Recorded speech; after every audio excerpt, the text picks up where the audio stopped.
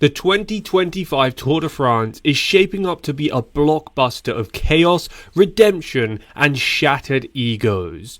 And at the heart of it all, Remco Evenepoel is cooking up something absolutely nuclear. The Belgian wonderboy, freshly patched up after his off-season disaster class, has come out swinging with the boldest of declarations. Quote, "If everything goes well from now on, I have no doubt that I will be ready for the Tour. 7 months should be enough to fully recover."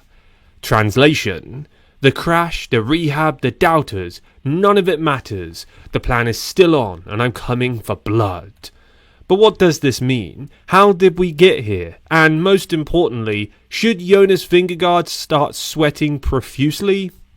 The crash that briefly ruined everything. First, let's rewind to December 2024, when Evenepoel, already deep in his winter training, found himself flying through the air in the worst way possible.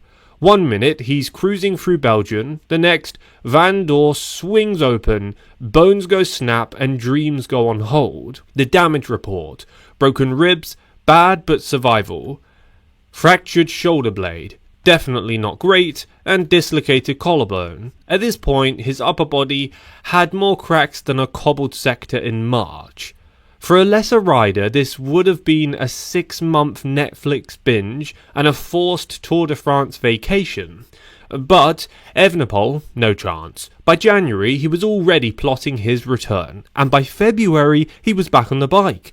Because Remco Evenepoel doesn't just recover, he rebuilds himself like a Terminator programmed for stage race domination.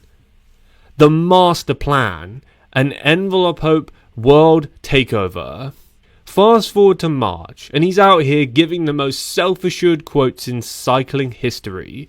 The gist of it: 7 months is plenty of time to get back in tour-winning shape.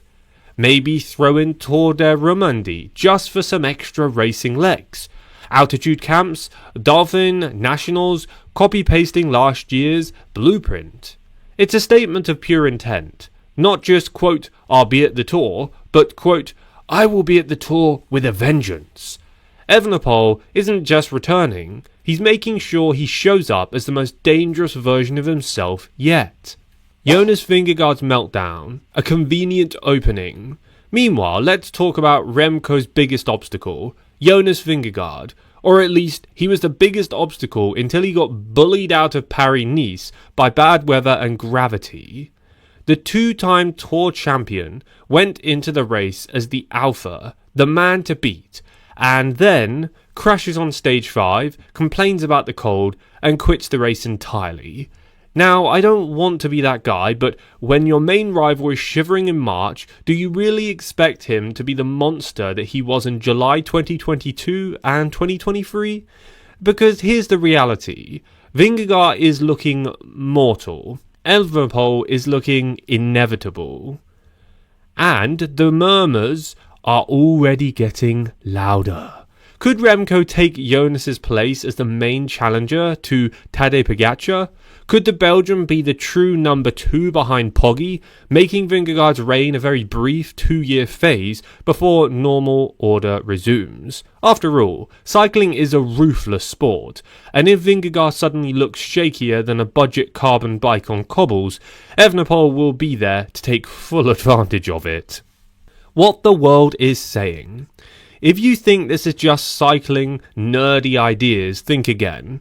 People all across the world are already hyping up Remco's return like he's an Avenger coming out of retirement. Fellow riders? One anonymous pro reportedly told a Belgian cycling outlet, quote, "If Remco is saying he'll be ready, believe him. He doesn't do false confidence." Translation: everyone in the peloton knows this guy means business.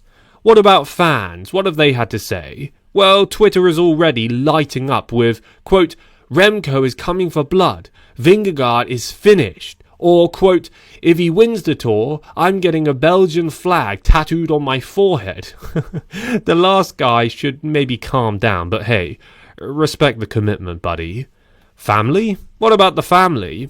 Well, his dad, Patrick Evenepoel, who let's not forget was a pro cyclist himself, simply said, quote, "We've been through highs and lows, but Remco's spirit remains unbroken."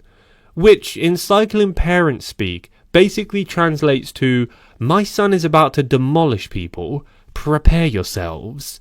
The tactical breakdown, how Remco could actually pull this off? So let's get serious. How does Evenepoel actually go from recovering from a crash to challenging Pogačar for the Tour? Here's the game plan. Number 1, the altitude camps, training like a monster. If there's one thing Evenepoel is obsessed with, it's altitude training. This guy lives for the mountains, and he's about to spend months at high altitude, suffering zones until his body transformed into a GC winning machine.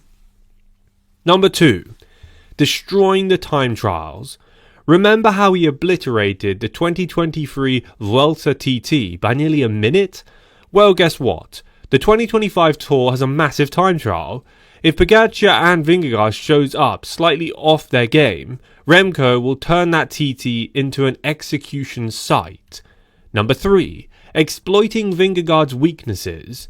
If Evenepoel's team, Soudal Quickstep, is smart, they'll go all in for exploiting Vingegaard's recent fragility.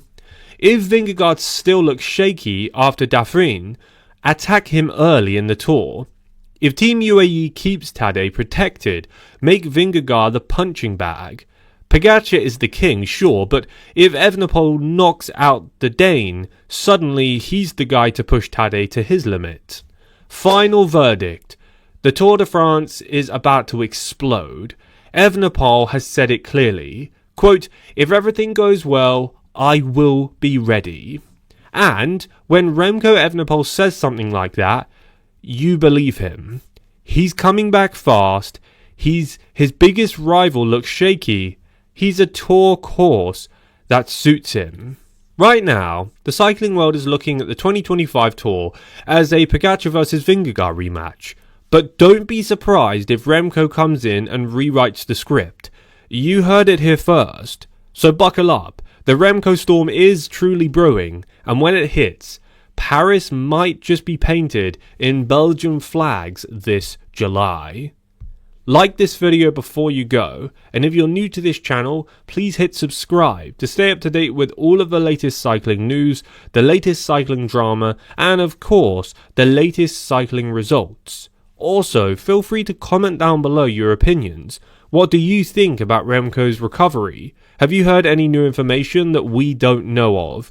Well, I'd be interested to hear because I'm always looking for the latest updates and news on all of the professional riders. And over the next few days, I'll be making tons of videos all about latest transfers, latest news, and even there's a whole bunch of drama within the cycling community. Stay tuned, click the bell and the red subscribe button, and I'll catch you guys in the next one.